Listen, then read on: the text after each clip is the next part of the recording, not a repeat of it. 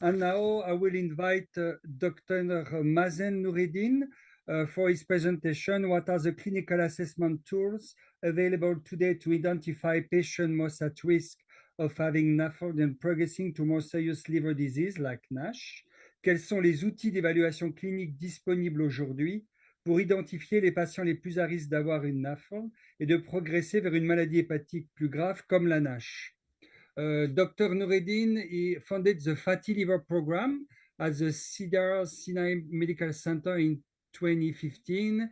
He recently relocated to Texas from California to establish a state-of-the-art Houston Research Institute. He is internationally known for his research in the area of NAFLD-NASH and NASH-related cirrhosis, with more than 40 investigational clinical studies of novel treatment for NASH. He is an expert in non-invasive testing and biomarker for NASH and cirrhosis, and he published in this area. He is part also of consensus panel on this topic in multiple international society, including the American Association for the Study of the Liver Disease, AASLD, and the EASL also in Europe. And he is invited for multiple lectures on NAFLD and NASH. He is the vice chair of the ASLD NASH Special Interest Group, and he will chair this group in 2020. He's also the editorial board for major GI journal like Gastroenterology, Hepatology, and Clinical Gastroenterology and Hepatology. So, Dr. Noureddin, you have 15 minutes. Thank you so much. Merci beaucoup. Good evening, everyone. Can you see me? Can you hear me? Yes, it's great. Yes. Perfect. Well, it's a great honor to be here. Thanks to Michael and my colleagues organizers for this great conference. It's finally we are, I guess, in touch with the primary care physician online. We have been in touch with them on the ground for some time, but I'm so privileged and honored to be in this symposium, and it's much needed. So I was given the task to tell you about NAFLD and NASH patients. What do we think, or what do we hope that the primary care physicians do? My esteemed colleagues prior to me set the stage, and I hope to continue to let you know what we're hoping that will be done in primary care clinic and what we would like or what we might do in our clinics. So next slide, please. I mean, that was presented already. I'm going to go through this quickly, but the prevalence of non-alcoholic fatty liver disease in the United States, as of a previous publication, 25% of the US population. That's actually increasing.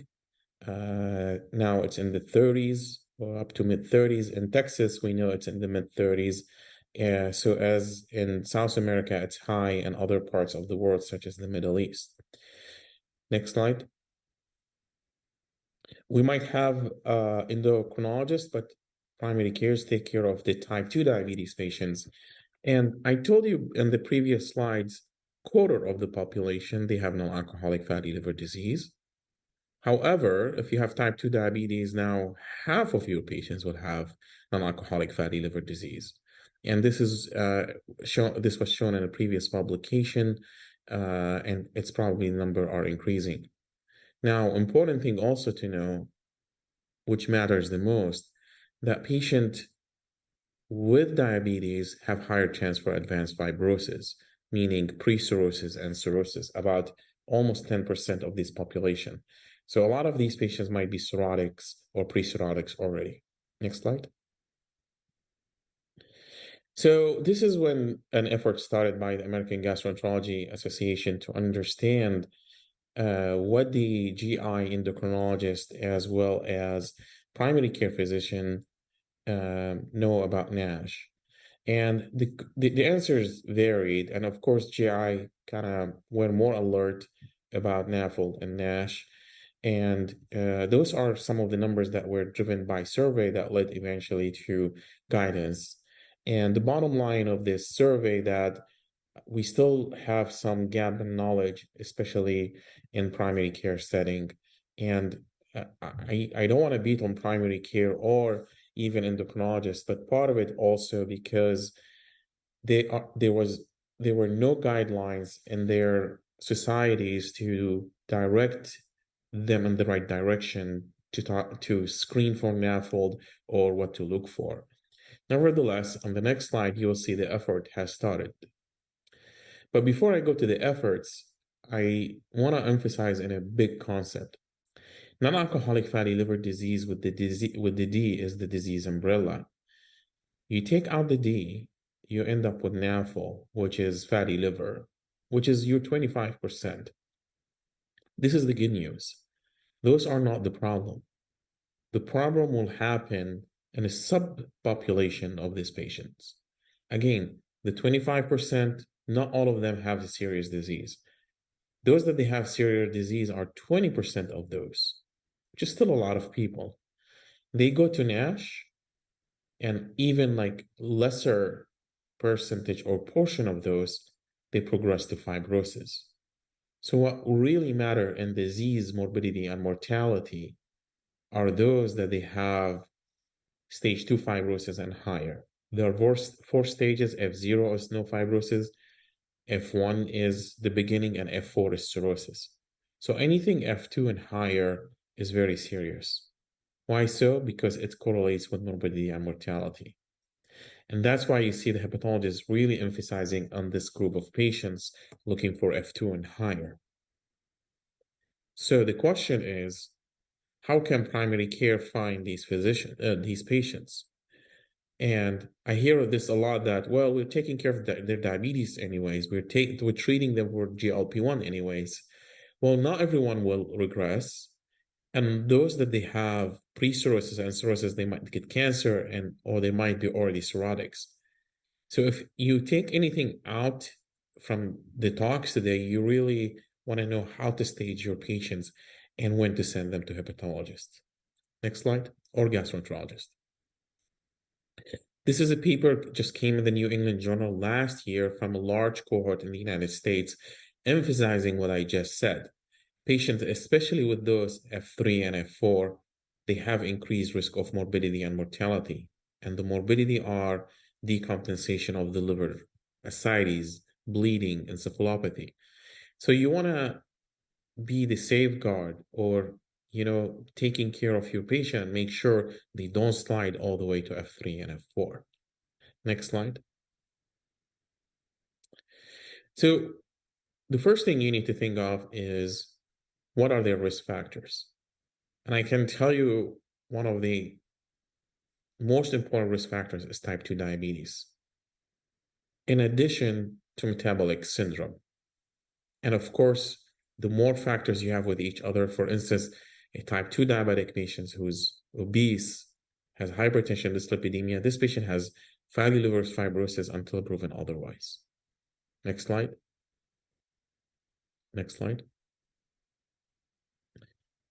And therefore, there have been multiple efforts by multiple societies, including the American Association for Liver Disease, American Gastroenterology Association, American Clinical Endocrinology Association, and the European Society for Liver Disease to screen for patients with non-alcoholic fatty liver disease. Next slide. And this starts usually, I saw that that was mentioned earlier.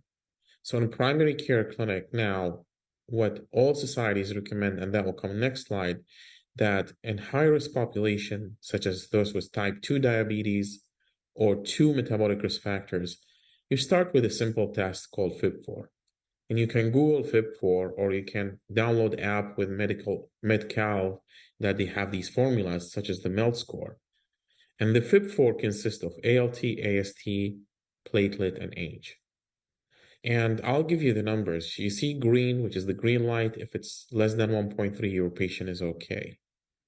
If your patient is more 2.67, this is a high-risk patient, meaning he likely has F3 and F4, and he needs a gastroenterologist or hepatologist. Some patients fall in between these values, between 1.3 and 2.67, and I repeat that on other slides. Those need additional tests. Next slide. And this is the algorithm. Again, this is by American Gastroenterology Association. And I want to emphasize on multiple society guidance in the next slides, just showing you now it's consistent. type 2 diabetes, or 2 metabolic risk factors. And of course, if they have elevated liver enzymes, they need a workup. But those are the numbers, less than 1.3, they're okay. More than 2.67, shuffle them to me or other gastroenterologist. And in between, per this AGA guidelines, you need another test. And I'm going to talk about some of the tests, such as ELF or transient elastography. Next slide. This is the European Association of Study of Liver Disease guidelines, similar to the AGA. Next slide. Click. I thought I'll be clicking, that's why. Next slide. Keep going. This is the Latin America Liver Society, also emphasizing on the same thing. Next slide. This is the Asian Liver Society, emphasizing on the same thing. Next slide. Next slide. This is also the Asian population. And this is the American Association for Clinical Endocrinology. Again, so it is, the message here is transmitting into, at least in the United States, it's transmitting into the primary care endocrinologist through endo and PCP societies, hopefully soon. And again, the risk factors are type 2 diabetes or 2 metabolic risk factors, and then you do FIB4, and you need to do another test if they fall in the indeterminate zone. I will talk about them in a second. Next slide. So why diabetes? Next slide. It's actually why diabetes and metabolic risk factors. So there are two groups. For the 2 metabolic risk factors, the American Gastroenterology Association guidelines relied on this data that came from Texas. And basically what it said, when you look at one metabolic risk factor, your risk, for instance, for HCC and cirrhosis is relative risk or hazard ratio is 1.33. If you do 2, the 2 is 1.33, then you do 3, 1.61, and then 4, 2.03. If you add diabetes, actually, the risk even higher. So it just shows you that they're trying to avoid cirrhosis and hepatocellular carcinoma complications by looking at those that they have 2 metabolic risk factors and screening them for NAFLD. Next slide. Why the type 2 diabetes in the guidelines? I showed you the data that this is because type 2 diabetes, they have higher prevalence of non-alcoholic fatty liver disease, and they also have higher prevalence of fibrosis, F3 and F4. And in the previous liver guidelines, they said no screening because we don't have cost-effective analysis. And thus our group took the task of proving this is cost-effective, which most guidelines rely on cost-effective analyses, and we did cost-effective analysis that the AGA cited, and we showed that if you start screening type 2 diabetic patients age 40 and higher with a FibroScan, you're likely to meet the cost-effective analysis and save a lot of lives. Next slide. And here it is. This is the complete version, type 2 diabetes, 2 metabolic risk factors, or elevated liver enzymes. Again, you do the FIB4, and with the FIB4 less than 1.3, the patient is okay. More than 2.67, the patient needs to refer. In between, you refer to FibroScan. And I'm going to talk about the FibroScan here for a second. The FibroScan is an imaging like tool, and it's not available everywhere. And thus what you see here in purple, there's an alternative called the ELF test, which is a blood-based test that you can use it instead of transient elastography. A lot of primary care refer in the middle to us, and so we do the FibroScan. However, those might be enough for us as specialists. Next slide. Those are, again, a list of the biomarkers available. So you have NAFLD fibrosis score, FIB4, ELF, PRO-C3, FibroScan, and elastography. I use all these tools to show you what hepatologist does. But for primary care, it's really the FIB4 that starts the whole story. And that will be the test that is most used by primary care an endocrinologist who doesn't want to go deep in non-alcoholic fatty liver disease. Next slide. So this is again show you the Fib score, Fib4 and its cutoff value. I already talked about this, so next slide. This is what the FibroScan look like. It's an ultrasound-like machine, and there are different variants now, including portable. It detects two things, steatosis and fibrosis. And those are through different caps. So I can put the probe on my patient, and I can tell them exactly how much fat they have in their liver. So I say mild, moderate, or severe. At the same time, I can give them their stage, F0, F1, F2, F3, and F4. It's very accurate when the numbers are low, meaning no fibrosis. So the patient comes to me, I say no fibrosis, weight loss, and exercise. The fibrosis, especially on the higher side, sometimes is affected by obesity despite the probe, the new probe XL. So sometimes we even try to confirm on another test. But it's fairly accurate test that we use in our clinics. Next slide. Those are the numbers that I use in my clinic based on previous publications. Just if you're interested, I want you to know these numbers. So if I send you a stiffness of 8.2 and higher, stiffness is because the machine is reflecting the stiffness in the liver, thus fibrosis. So if I tell you 8 and above, that's likely F2 and higher. 10 and above, that's F3 and higher. If it's 14, it's probably cirrhosis, but I usually confirm it with another test. So 8, 10, 14 are the numbers you want to remember for F2, 3, and 4, if you see the numbers on your report. Next slide. Well, if you don't have an access for transit elastography or hepatologist or GI close to you, and you don't want your patient drive all the way, now there's another test approved and recommended by GI societies called the ELF test, which is a reflection of fibrosis test, which is a blood test, and values more than 9.8 are those that the patients would have more than advanced fibrosis. I know that Quest has it, and it's spreading more. It's kind of new now, but I think with more screening, we'll have more experience with it. Next slide. Now we're going.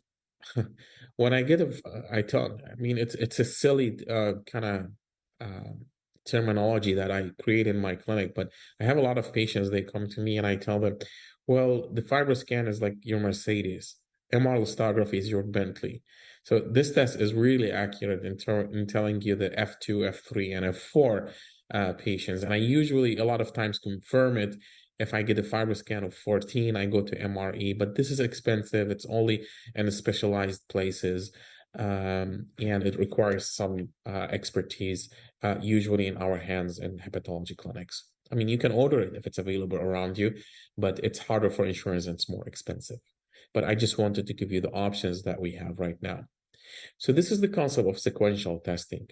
When you guys start with Fib4, if they fall in the indeterminate zone, you do another test such as FibroScan or ELF, and if they still fall in between 8 and 6 or something like that, the numbers are too high, we usually confirm, like 14, we usually confirm with a third test. And this is the concept of narrowing the NITs down, which stands for non-invasive testing. Next slide. This is just a study showing, coming from England, when they started with Fib4, followed by FibroScan, and there's another study about ELF, that when you follow with another test, you narrow down the referral base, you're less confused, and you know that your patient that belong to primary care office, they can't stay with them because they don't have fibrosis, versus we get the advanced fibrosis patients. Next slide. This is actually a guidelines we presented in the AGA on patients with lean NAFLD, but I put it here because on the left, I wanted to show you that you see that sun sign or the star, whatever you want to call it. In our clinics now, we combine some blood tests with MRE or FibroScan. There's, for instance, a test on the FibroScan that is called FAST, that combine AST with steatosis and fibrosis, that they can tell us about NASH and F2 and higher patients. But this is usually a test for us, and I'm happy to share more papers and information, and I'll show you a couple of those. Next slide. So this is a blood test that also, again, the concept of looking for NASH and F2 that has been tested is still in research form and still being modified. But I want to show you the one in the next slide on the FAST score, which I would like you to know. So the FAST score, I told you that the FibroScan tell you about the steatosis, tell you about the fibrosis, and they came up with kind of formula. You put it on their app, you add AST to it, and they can tell you exactly if your patient has NASH and F2 and higher. So I use that a lot in my clinic. Next slide. Indeed, our group also came up with a score similar to the FAST by FibroScan using MRI. So there's MRI special for fat called MR fat fraction that we combine it on the same test with a model histography, so you can get an accurate percentage assessment of fat, an accurate assessment of fibrosis on the same MRI. You add AST to it, and we came up with something similar to FAST called MAS score. I want to show you those because the AASLD, American Association for Study Liver Disease Guidance, is coming out, and you're going to see the MAST and FAST score for hepatologists to be used to look for NASH and F2 or higher patients. Next slide. This is the third score that is going to come out to look for NASH and F2 and higher. It's also based on MRE you added with the FIB4. So I'm just trying to tell you that the hepatologist now can tell NASH and F2 and higher based on FibroScan and MRI test called FAST, MAST, and MAFIB. Next slide. There's also another test mentioned in the guidelines, but this is a special MRI that look at fat fraction, but also give you what's called CT1, which also detect the inflammatory signal and correlate with fibrosis, and has been able to tell you about patients with NASH and F2 and higher. So now we have 4 tests: FAST, MAST, MAFIB, and CT1. It could be too specific for primary care, but I'm trying to tell you now, we rarely do biopsy in clinical practice, and we try to pin it really down. We end up doing liver biopsy because unfortunately we don't have treatments as of today. And if we put patients in phase 3 clinical trial, phase 3, we need liver biopsy. Next slide. Oh, Dr. Noureddin, can you conclude? Because Yes. we just need 2 minutes to... 2 minutes, yeah. Let's skip on the next slide. Next slide. Next slide. So, not to confuse you, there are too many tests, so let me summarize it for you. Next slide. So, on the left, patients with type 2 diabetes or 2 metabolic risk traits, they should undergo first FIB4. If they fall in the indeterminate zone, we do a FibroScan. And then I just want to show you the future in hepatology clinic. If we see this FibroScan number more than 8 or high ELF number, we start doing these scores FAST and MAST in our clinic. And we eventually going to start treatments in the future based on these 2 tests. And we're going to assess them every 6 to 12 months, look at liver enzymes, look at FAST and MAST score. And if patients are responsive, we continue treatment until fibrosis is gone and fat is gone. Or if they're partially non-responsive, we add another agent or switch if they're completely non-responders. Of course, this is the dream for a hepatologist because we don't have all these treatments now, but clinical trials are very close to be approved in the next year or so. Next slide. Those are just the AGI guidelines, again, giving you already option to help them with weight loss and exercise, including using GLP-1 for weight loss. But it's important to stage them so you know who has F3 and F4, if they need endoscopy or to screen for cancer. Next slide. So in summary, NAFLD and NASH diagnosis and management have made great progress.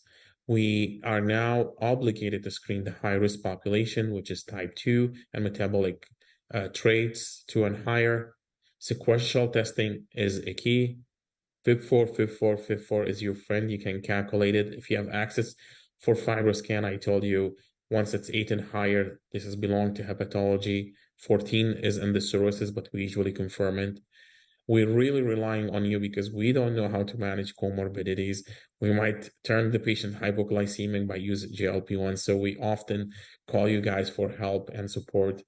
And there are many options in the horizon in terms of therapies that you guys are going to discuss later on.